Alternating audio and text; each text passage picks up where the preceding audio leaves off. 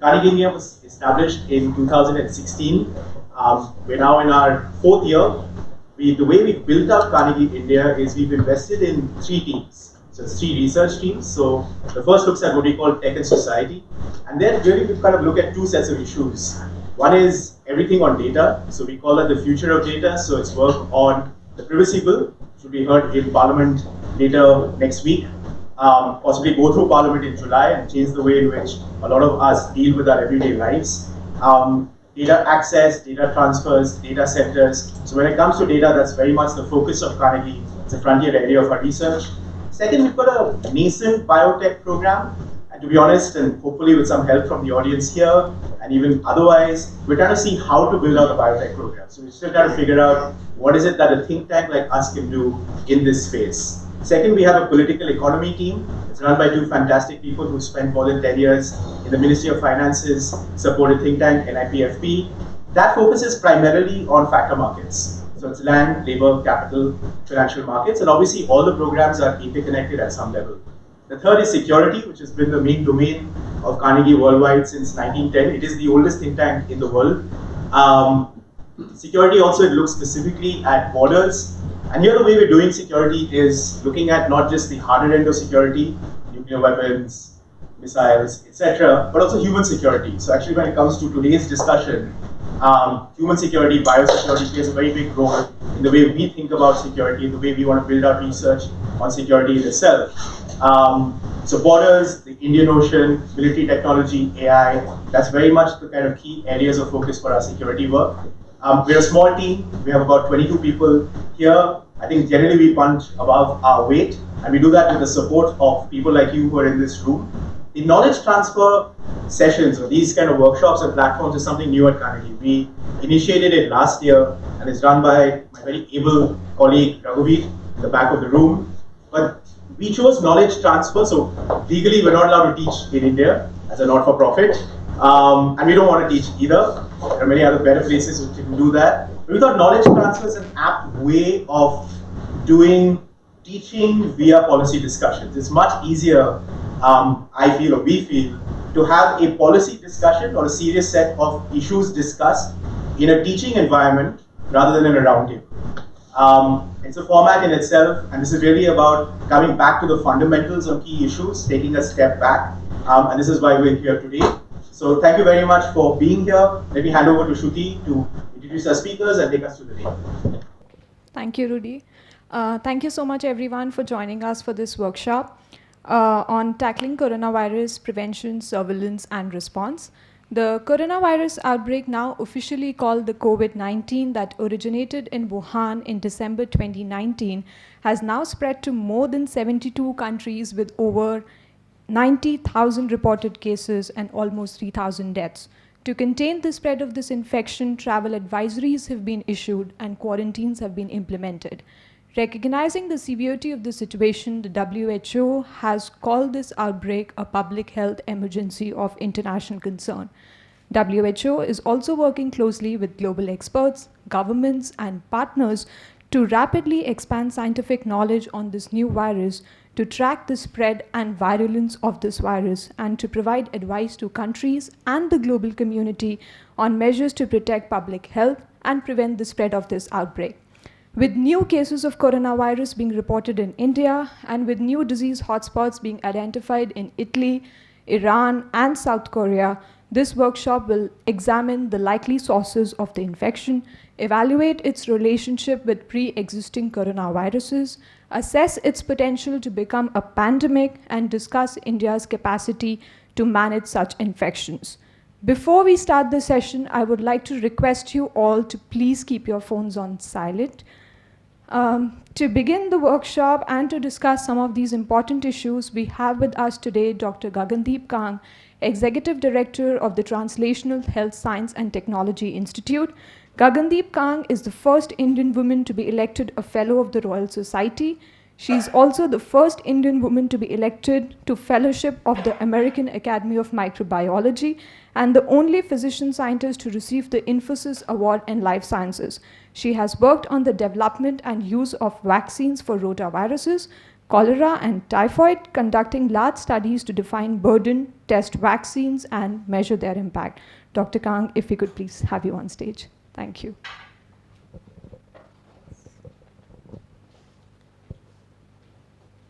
So thank you, Shruti, for inviting me here. And when it comes to infectious diseases, I must admit that I came from the enteric world, and one of the things that's always annoyed me greatly is the way India functions with relation to putting information out there. And taking the example of cholera, we report to WHO, as do many other countries, and consistently we have reported, if we are lucky, a few thousand cases of cholera. And yet, if you go to one infectious disease hospital in Calcutta, they see 20,000 cases a year. So if you look at the reporting mechanisms and our willingness to admit to disease, this has always been an issue. This is not something that is true just for India. It was true of many countries around the world, including China, for when we started with SARS. This time around, we are in a different world. We are in a world where communication has become a lot more open, and people tend to call out where they see missing information. So for example, if you've been following what's happening with coronavirus, people are saying, how do you have 1.3 billion cases and you have only 6 cases reported in the country so far? When you look at collaboration, what's happening around the world is also very different from what happened previously. People are actually talking to each other, working with each other, much, much more than was true in the past. I wrote a couple of weeks ago to the NIH and to CDC, and I said, I want the virus. I believe you've grown it. They're willing to share. Now, this is not something that would have happened 2 years ago, 5 years ago, 10 years ago. This is a rapidly changing world. So in terms of cooperating and collaborating, we need to be moving in a direction where we see more and more of that, both within the country and outside the country. I'm really glad that you've got truly fantastic speakers who've been on the ground looking at outbreaks and looking at what can potentially be done within the country and in partnership with other countries, particularly Africa. And I'm looking forward to listening to all that they have to say. Thank you.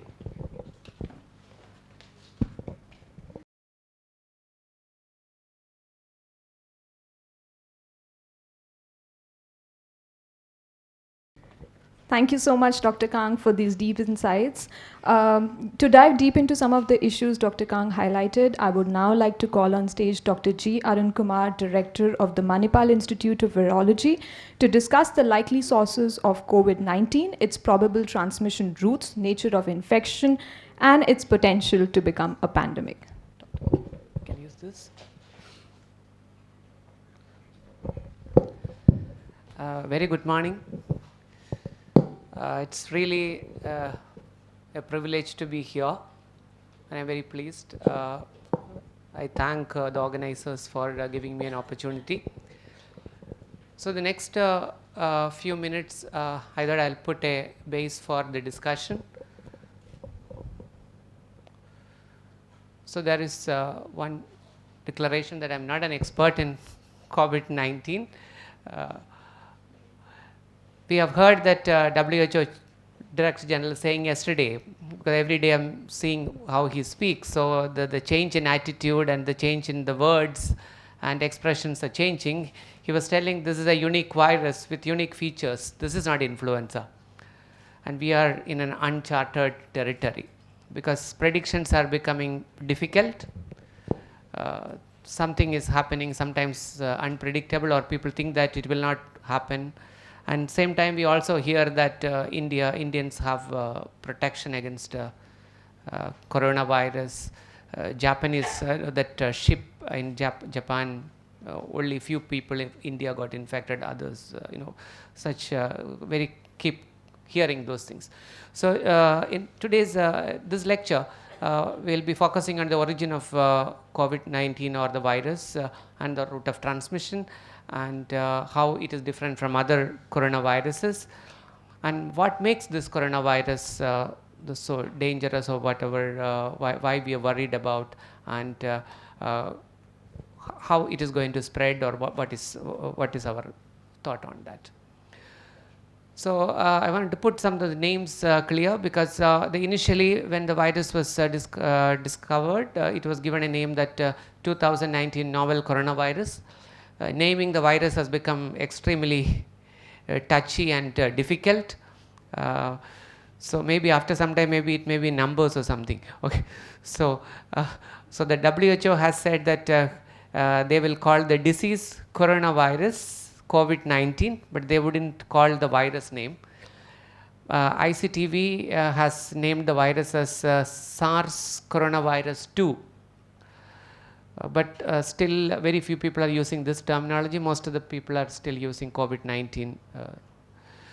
So coronavirus is a large group of RNA viruses, pretty large virus with a genome size of around 28 to 30 kilobytes. It's because of its crown shape under electron microscope, they are called as coronaviruses. They are known to cause a variety of clinical presentation. Could be common cold or milder infection to very severe infection. We have more than 50 coronaviruses from animals, different animals, particularly the bats. Most of the coronaviruses have been isolated from the bats. And as of today, 7 coronaviruses are being associated with human infections. The 4, the NL63, 229E, OC43, HKU cause mild diseases. Of course, they also can cause sometimes a little severe. We do see this virus regularly. It is there in the circulation. Many countries, including India, we do see these viruses. They are endemic viruses. Then the SARS coronavirus and MERS coronavirus, both are known to cause very severe infections with very high mortality. SARS just appeared in 2002 to 3 and then disappeared. We don't know where it is now. Then the new coronavirus coming, that's novel coronavirus. So these were the initial news coming out from the China that it's a cluster of pneumonia from Wuhan. The cluster of pneumonia identification itself, only because of a existing pneumonia surveillance, you can make out that where there is any change in pneumonia happening. So if you don't have a surveillance, it is difficult to make out, because people come with various reasons for pneumonia. So coming to the origin of the coronavirus 2019, the novel coronavirus, on 30th of December, this is according to the WHO China Joint Mission report, 30th December they were able to test a bronchoalveolar lavage of a pneumonia patient without an etiology. So they were able to do a pan beta coronavirus real time reverse transcriptase PCR, and it came positive, and within not much time they were able to do the whole genome sequencing using 2 platforms, Illumina as well as Nanopore, and they identified it as a beta coronavirus 2B lineage. A full length genome was further made and aligned with all the available SARS-like coronaviruses, and they found that this is aligning with 96% identity with the bat coronavirus RATG13. Of course, later we know that there are some other viruses from pangolins also show some, but that is not 96% similarity. That is similar based on the receptor. Receptor, there are some similarities with the coronavirus from pangolin and not with the bat coronavirus. And they were able to grow the virus within another 96 hours. They were able to see cytopathic effect in 2 cell lines.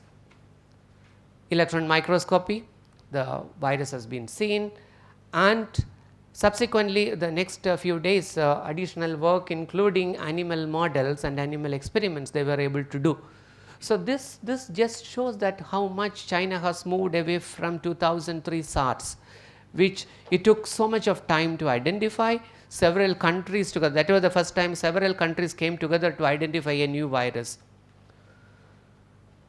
So, this is something a talking point for India too, and they were able to identify the virus. The novel coronavirus is going very closely with some of the bat coronavirus, SARS-like coronavirus.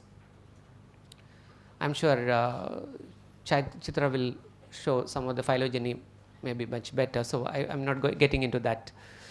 So, on 31st December, the China informed the WHO that they have a cluster of pneumonia. That time they had 27 cases as per the report in Wuhan city in Hubei province, and they said epidemiologically there is a link with Henan seafood market. On 7th July, China declares that they have the new virus in hand, and 12th January they shares the complete genome. So, this is something which is not heard of earlier. The speed at which things are happening and the openness at which things are happening, which made many countries to prepare for their test and several things. But when the paper got published with 41 cases of initially, I have forgotten to put the reference, it is the Lancet, the first publication came. It shows that there were several cases which is not having any link to Wuhan market. So, that might be an indication that there is some human to human transmission already may be happening, and even the first case they have identified is also not having a link. Of course, these are all preliminary informations. They are still working on those cases. In very deep in-depth work is already going on in such cases to understand how exactly it came. But they also have used the influenza surveillance system to check what happened in November. They did not find virus in November.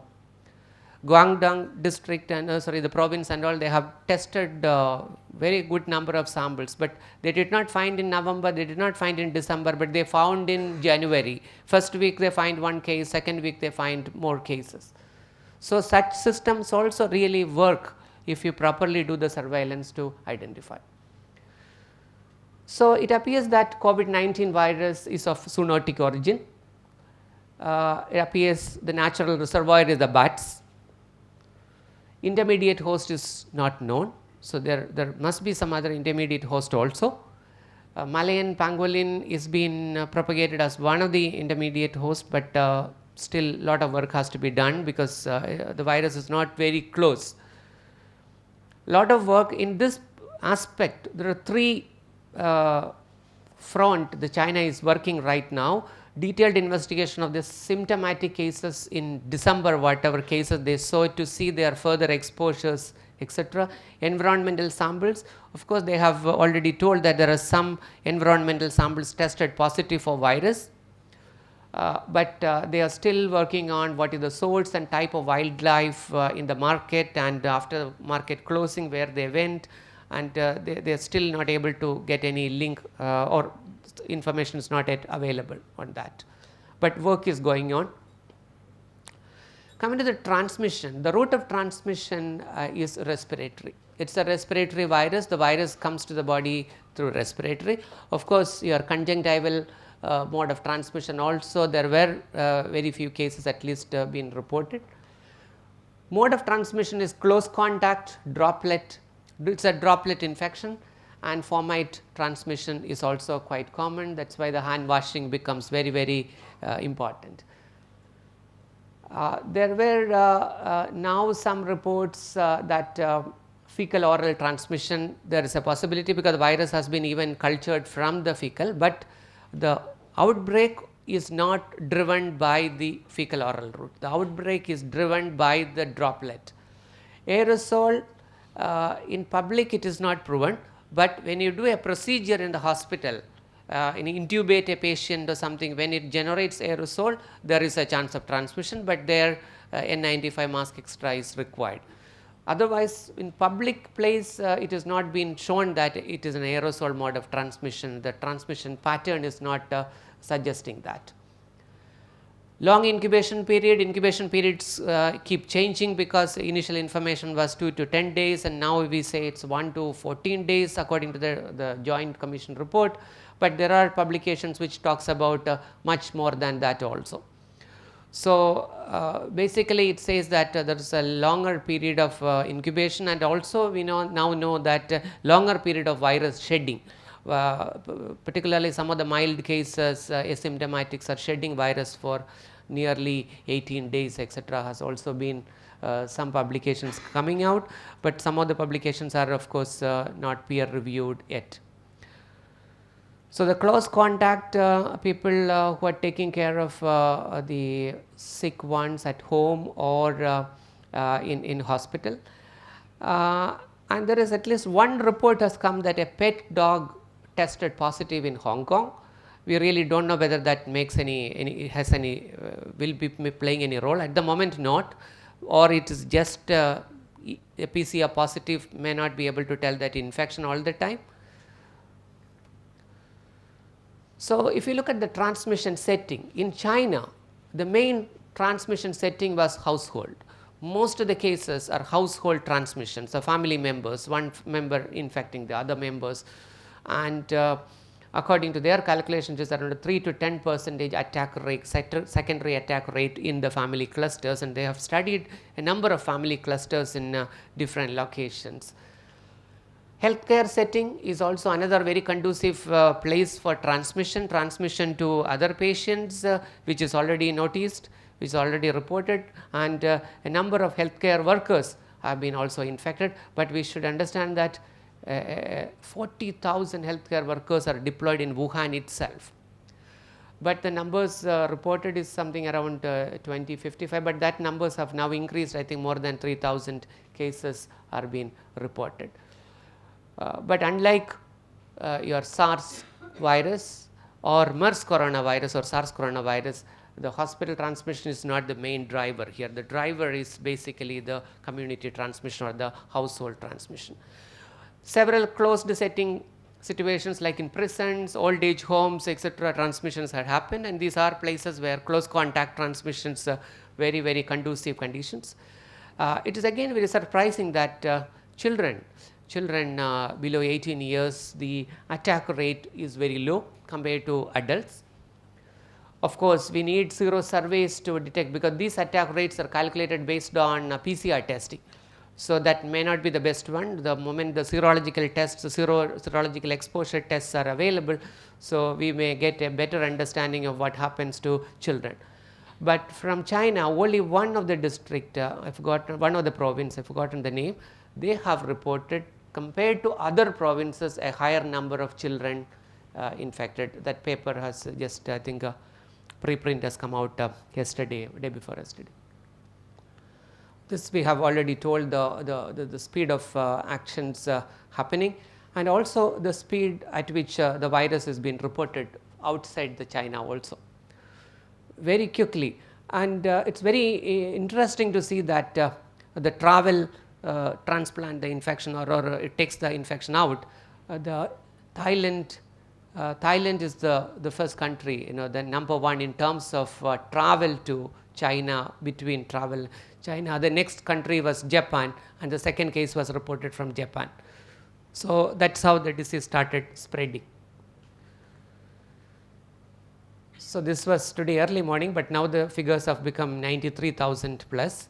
You can see a death rate of or mortality is around 3.4, because since the case count has come down in China, the mortality started climbing, because the cases are in other places, the total denominator is not increasing much the same pace as what was earlier happening in China. And you can see that India, yesterday they announced another 6 cases as high viral load, but confirmation required. So, confirmation may be coming today, but high viral load means most probably they may be positive. So, that takes the number to around 12. The laboratory diagnostic test clinical specimens, initially they were telling about upper and lower respiratory samples, But most of the time, because most of the patients right now, majority of people are mild infections, so most of the samples are upper respiratory samples. Upper respiratory samples sampling is also difficult because the moment you suspected corona patient, the sample collector is also shivering. So there is a very high chance that test can come negative, false negative test will increase, and we already see that. The Italian which tested negative initially and then become tested positive later, that is also a part of like a incubation period before people become symptomatic.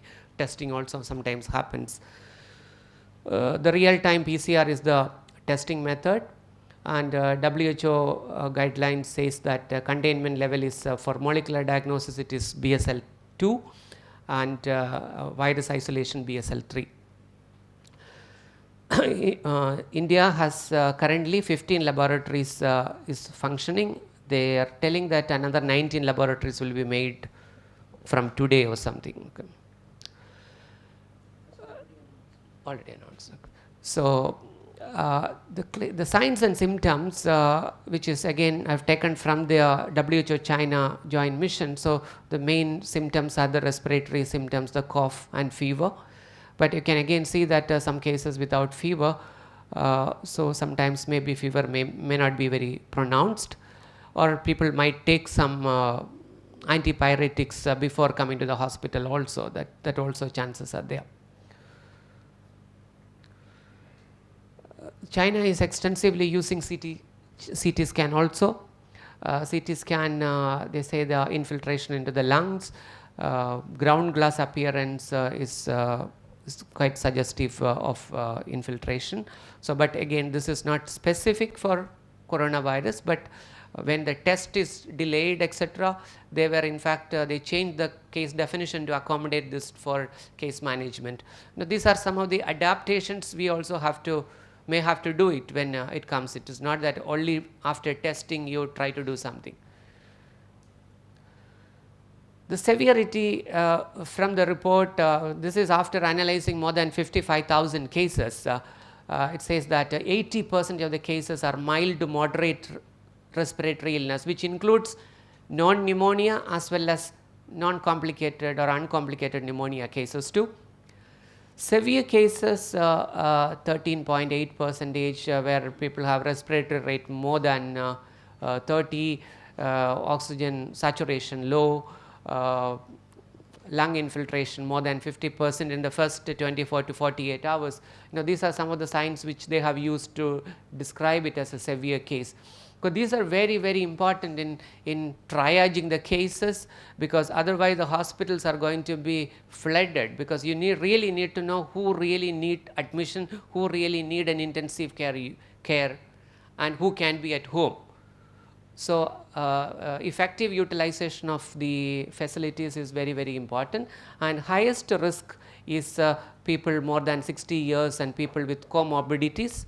Almost initial reports say that around 50% of the people who get into complication are people coming under this high risk group.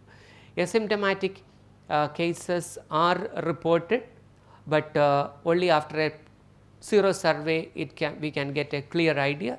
Singapore already has started sero survey. They have developed a test. In fact, they have used it to trace back people also. This is again some new the 24 asymptomatic people has been identified in Nanjing, China. So they initially identified this, but they said some of these people become symptomatic, at least mild symptoms later, and they were continue to shed virus for a longer period of time. So that also will add to the transmission dynamics of the disease.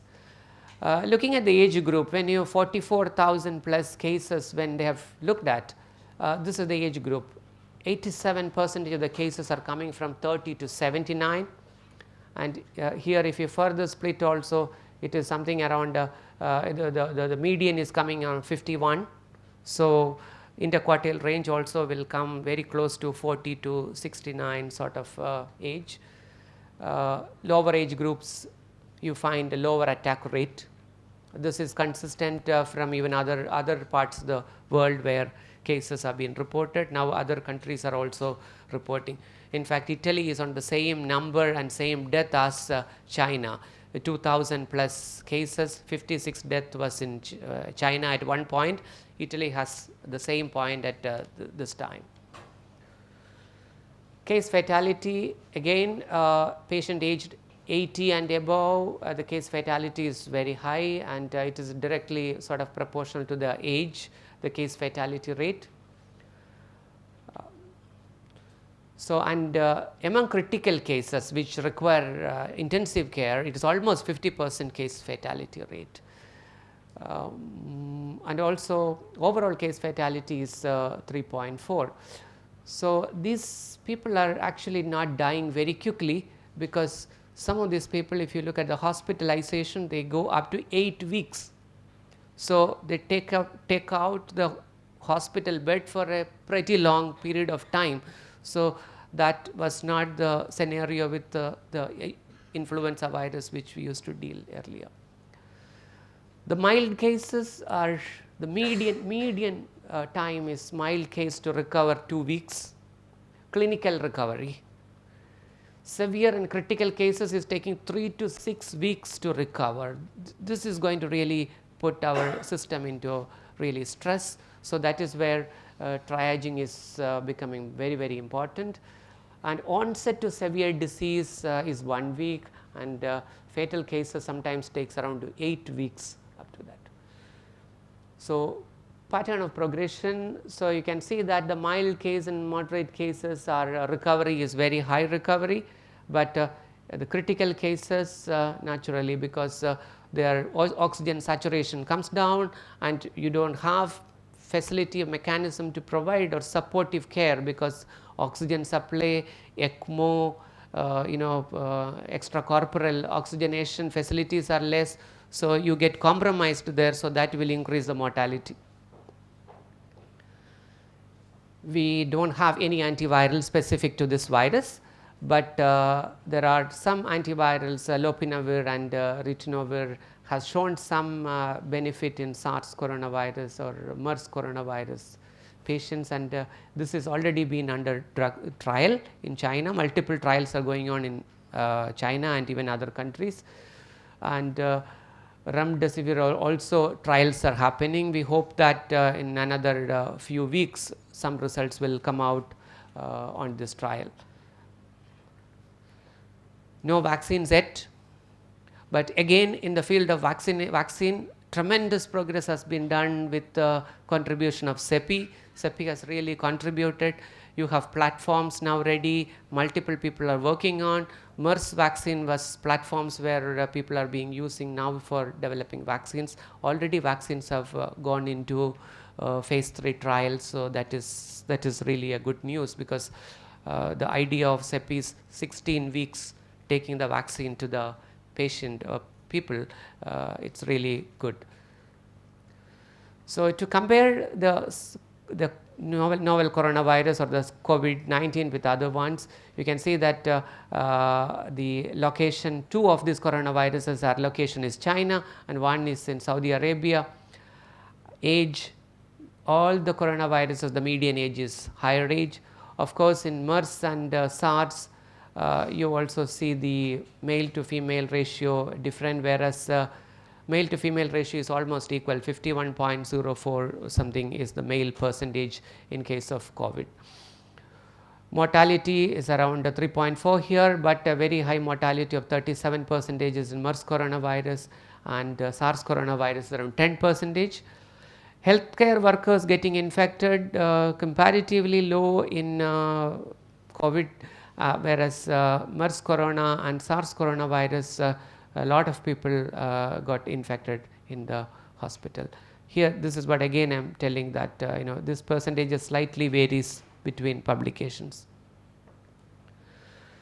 This is another interesting point. We wanted to see that how an outbreak response, a real-time outbreak response, can change the course of the outbreak.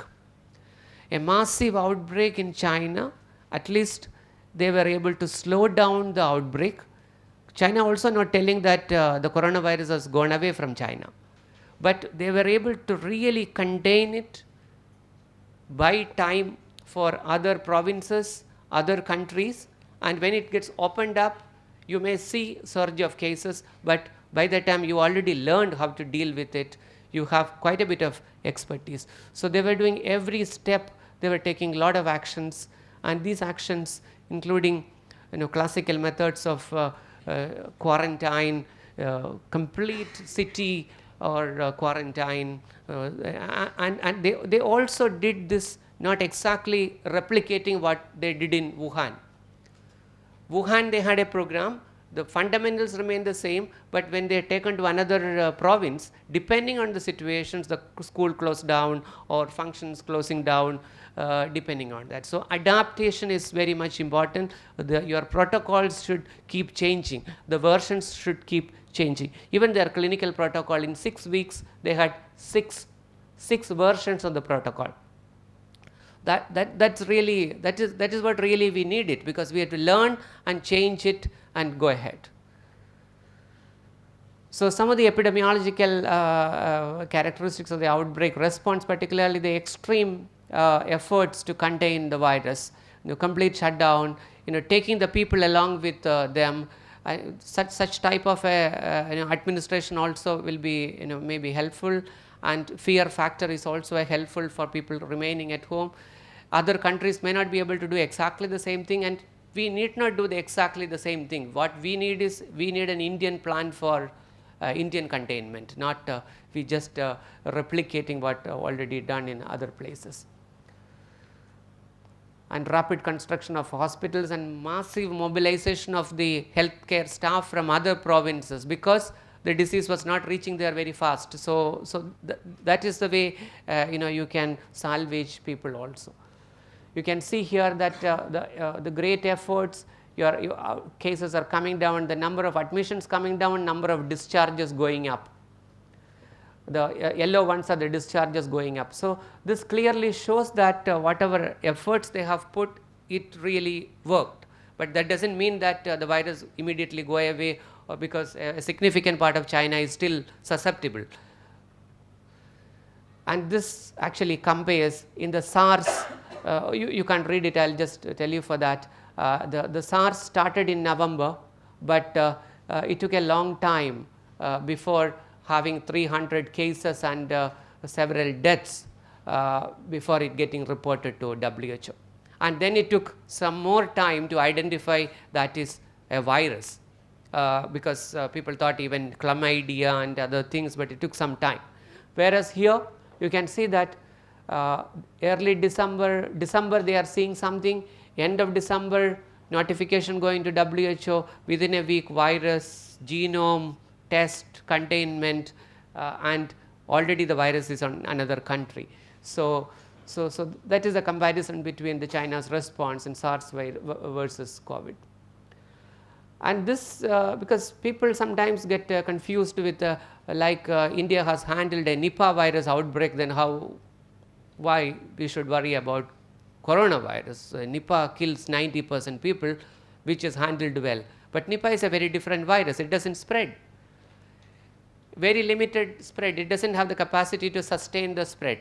So here we are, and Nipah, all infected people, the mild cases are very, very less. All infected people become very severe and they will reach a hospital and they transmit later in the course of disease. Whereas we are dealing with a mild and asymptomatic disease. So your bottom of the pyramid is very huge. So your ability to contain it is less. So we should understand that. So we should have strategies for that, otherwise it becomes very, very difficult. So why are we concerned? We are concerned because of the human to human transmission capability of this virus. Virus is quite adapted for human to human transmission by mild cases, and presumably some asymptomatic cases also transmit. There were some confusions on asymptomatic, but still lot of papers are telling that asymptomatic time, it depends on the time they also transmit. Mortality in high mortality in elderly population. Several countries have the elderly population, very significant number of elderly population. Very high mortality compared to influenza. Widespread community spread in China, South Korea, Iran, Italy, and we are going to see more spread in other countries. Cases are increasing. Now it has become 72, I think. Reproduction number again, it is quite confusing because reproduction number is affected by so many factors. It is very dynamic. It is very specific to the place, specific to the actions you have taken. The reproduction number will change. So, but we know that this virus has the capability to sustain its transmission. So, I think we don't have to take anything more than that. It has capability to sustain transmission is possible. Epidemic has now entered into a more serious and complex period because multiple countries are seeing what the China has faced, but efforts are on to contain it. Vaccines are not ready, antivirals are not ready. So, definitely we need to be concerned. The preparedness in India is in the containment stage.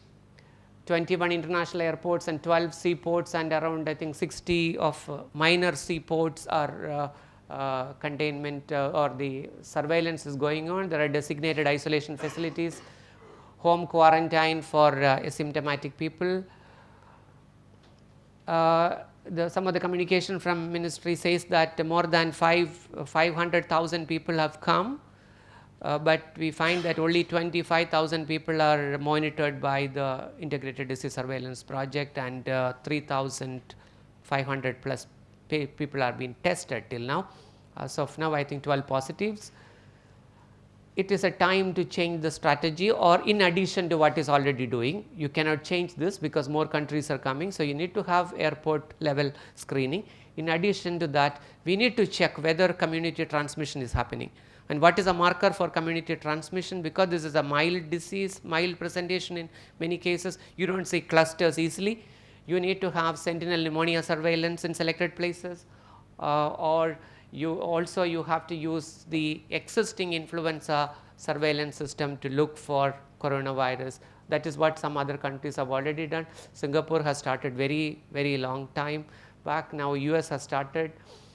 So, this will help us. If there is no cases detected, so you are confident that there is no cases. If cases are detected, then you know that where it is happening, because there will be some hot spots in the country, because where more people have come from China or something like that, maybe there we don't know, and it will help us to contain the disease and buy more time to act upon. So, preparedness of the hospital, etc., is really important. And how can I protect from the infection? So, that is the most important thing for this infection control or containment, taking the public together with the administration, because it should become individuals' responsibility to not get infected, and if got infected, not to infect others. So, frequent washing your hands and with soap and water or alcohol based hand rub. While telling it is very easy, very quickly hand rubs will not be available. I think already it is not there in many places. And avoid frequently touching the face, very difficult. People keep on touching the face. That's why some people are very, they feel very secure, they put a mask. But the moment you put a mask, you keep on touching the mask, adjusting the mask. I have seen somewhere even put a hole the mask for drinking juice, something like that. And if infected, you should give a mask, and mask use has to be explained to the people, because people are using N95 mask outside, no use. Public places, no use for mask. Mask has to be used when a person is caring for an infected person, it is a healthcare worker or family member. And healthcare worker, when they do a procedure which generates aerosol, they should wear a N95 mask. If you are not salvaging mask like this, quickly masks will get exhausted, and that will lead to large number of healthcare worker associated infections, which we cannot accept, and which will have very bad implication on our caregiving. So this is on 28th of February, India is in the level 3 preparedness, and because that time we had only less than 10 cases. Maybe I think preparations will go up and India will soon become level 6 preparation, hopefully. A pandemic is in making, even though it is still we are not using the word, P word is not used, but at some point of time it appears it's very obvious, and preparedness is the key. We need to prepare individually, we need to prepare our family, we need to prepare our neighborhood, everywhere. Every level preparedness is required because societal disruptions are going to happen. Schools closure, etc. are going to happen. So how do you deal with it? China, the other countries are already doing some things. Like China, people are doing online classes. Some of the people of my friends are working in medical schools. They teach their students. The teacher is also at home, student is also at home, online teaching. So we need to get adapted to those type of things. Thank you so much. Thank you so much, Dr. Arunkumar. Can we please have you on stage? Thank you so much for this informative presentation. Just before opening it up to the audience, I would like to just ask you 2 more questions, if that's okay. Yeah.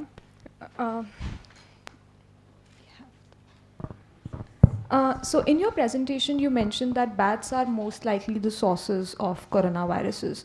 So why do you think bat is the only source, like mostly it's the source of the coronavirus and not any other? Bats have been found to harbor a number of viruses, not only coronavirus, filoviruses, adenoviruses, a number of viruses bats are happen to be carrying. And after 2003 SARS outbreak, China has stepped up their bat surveillance. So that is why so many things came out. Not many other countries are doing such large scale surveillance. But there are some zero surveys and all happening in other countries also.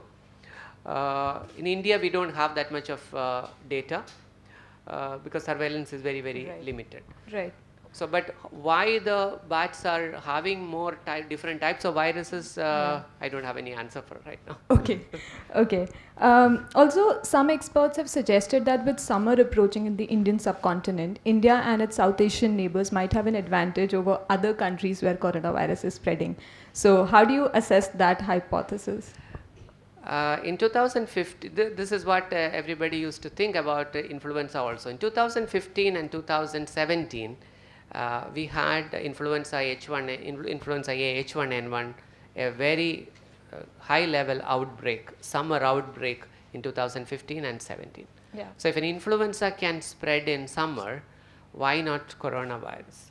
And in 2019, if you look at the influenza daily map from my laboratory, I don't think there is any day we didn't had a case of influenza. Right. We had a very huge influenza B summer outbreak in 2019, and then other type of influenza comes and makes up for the other part of the year. Right. So I do not think it is going to make a big difference because this virus is more transmitted basically on the personal contact and people coming closer. Yeah. So we don't have sufficient evidence to say that it will not transmit. And even if this transmission is little bit slowed down in the summer, we have a monsoon season starting in June. Right. And then next 2 months to 2.5 months, monsoon season is there. So that season is anyway conducive for all The respiratory virus to transmit. Right, right, right. And the last question is like the last slide, you said pandemic is in the making. So how do you define a pandemic, and why is COVID-19 that has now spread to more than 70 countries is not a pandemic yet? Because earlier this word pandemic was given after everything was over, and it was very long time. Like cholera, we had 7 pandemics of cholera.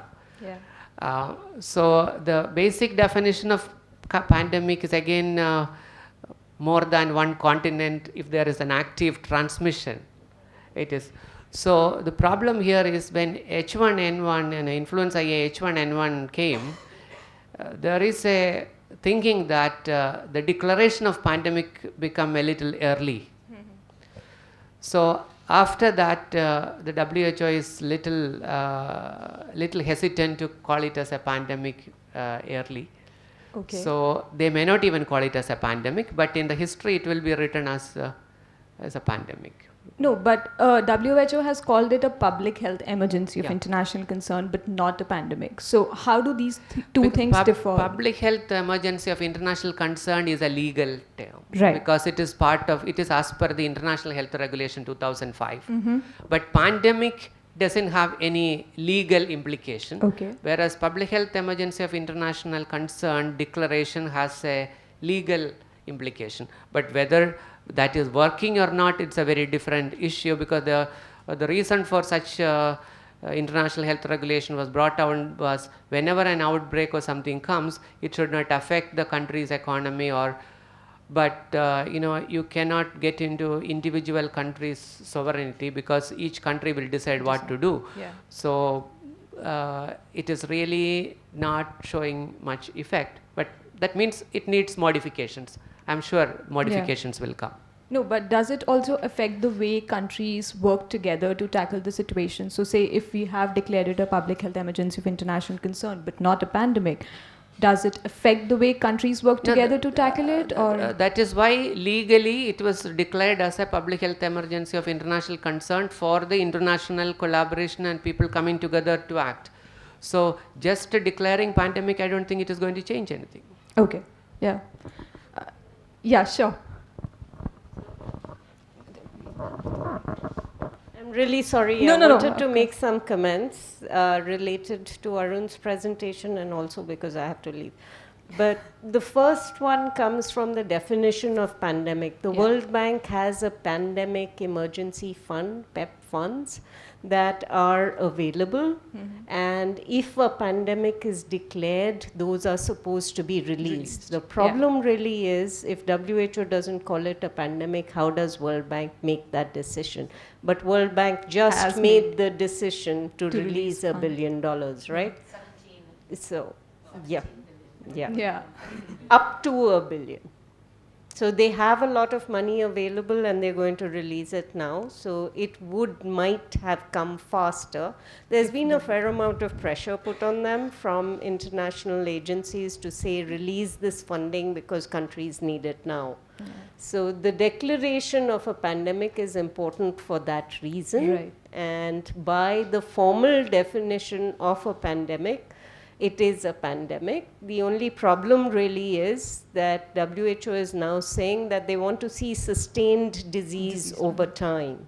And this is too short a time for us to be able to say that. That may change in the future. But I actually also wanted to say clinicians need to really worry, because the kind of efforts that were put in place in China for managing patients with severe respiratory disease are not available in many parts of this country, many parts of the world. So if you are thinking about respiratory support, being able to marshal that fast, going on to ECMO, there are very few places in this country that actually do ECMO, right? So if you want to have that kind of clinical support system, you need people, you need facilities, you need to be preparing now. I don't think people have thought sufficiently about that. The other thing, Arun, you mentioned CEPI, and I thought before I go, I'll tell you about the Coalition for Epidemic Preparedness Innovations established in response to Ebola. I'm the vice chair of the board of CEPI. So as soon as the sequences of the virus were released, CEPI put out a call for applications. Among the 30+ vaccine programs that are being supported around the world now, 4 of them are currently supported by CEPI, and we will shortly be announcing another slew of support programs. Now, CEPI has funded Moderna, which is making an mRNA vaccine, CureVac, which is making an mRNA vaccine, Inovio, that's focusing on DNA candidates, and the University of Queensland, that has molecular clamp technology for making proteins. Among these, Moderna's mRNA candidate is already out, and they're partnering with NIH and BARDA to take that to the clinic in April. So that's the fastest response time we've ever had to a vaccine. So that's what gives us hope for the future, that there is something in the pipeline that might work, remembering that most vaccine candidates fail. The second is the University of Queensland candidate. The first one is ready. These are proteins, so they think they're going to be multiple iterations of those proteins. But this has already gone into process technology for production. The idea being, if you want millions of doses, you need a lot more than just a candidate. And the University of Queensland has provided its first candidate for evaluating pilot lot production. So these are all hopeful things. The reason that we were able to respond to these really fast is because Inovio, other than Inovio, other than CureVac, everybody had a pre-existing grant from CEPI. Now in the second round, and something that the Department of Biotechnology is partnering in, is there are going to be more platform technologies applied to this. The good news from the second round is some multinationals are coming in. The good news is that Indian companies are also looking at partnerships that will allow this. Why India is important is because if you want sustainable, scalable manufacturing that is affordable, this is the place to be. Okay, so for CEPI, that's what we are doing. Thank you so much, Dr. Khan. Thank you.